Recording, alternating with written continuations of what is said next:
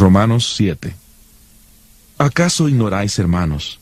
Hablo con los que conocen de leyes, que la ley se enseñorea del hombre entre tanto que éste vive.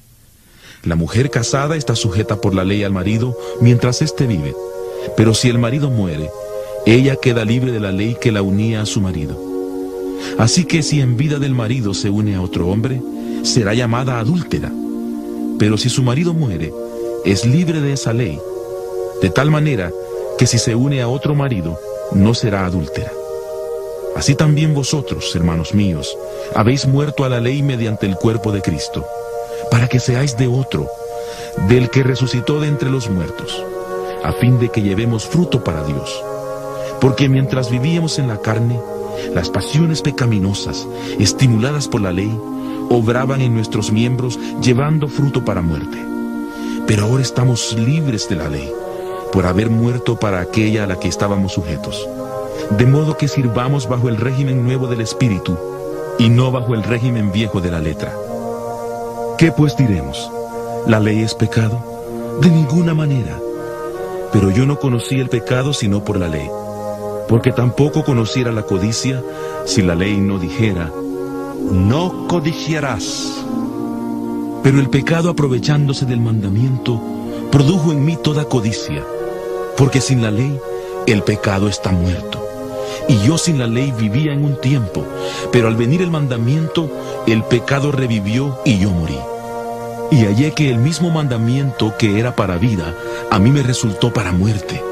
Porque el pecado, aprovechándose del mandamiento, me engañó, y por él me mató. De manera que la ley a la verdad es santa, y el mandamiento santo, justo y bueno.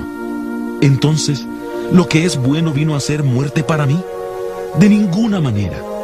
Más bien, el pecado, para mostrarse como pecado, produjo en mí la muerte por medio de lo que es bueno, a fin de que el pecado, por medio del mandamiento, llegara a ser extremadamente pecaminoso.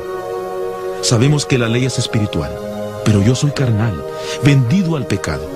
Porque lo que hago no lo entiendo, pues no hago lo que quiero, sino lo que detesto, eso hago. Y si lo que no quiero, esto hago, apruebo que la ley es buena. De manera que ya no soy yo quien hace aquello, sino el pecado que está en mí. Y yo sé que en mí, esto es, en mi carne, no habita el bien, porque el querer el bien está en mí, pero no el hacerlo. Porque no hago el bien que quiero, sino el mal que no quiero, eso hago. Y si hago lo que no quiero, ya no lo hago yo, sino el pecado que está en mí. Así que, queriendo yo hacer el bien, hallo esta ley, que el mal está en mí. Porque según el hombre interior, me deleito en la ley de Dios. Pero veo otra ley en mis miembros, que se rebela contra la ley de mi mente, y que me lleva cautivo a la ley del pecado que está en mis miembros. Miserable de mí, ¿quién me librará de este cuerpo de muerte? Gracias doy a Dios por Jesucristo, Señor nuestro. Así que yo mismo con la mente sirvo a la ley de Dios, pero con la carne a la ley del pecado.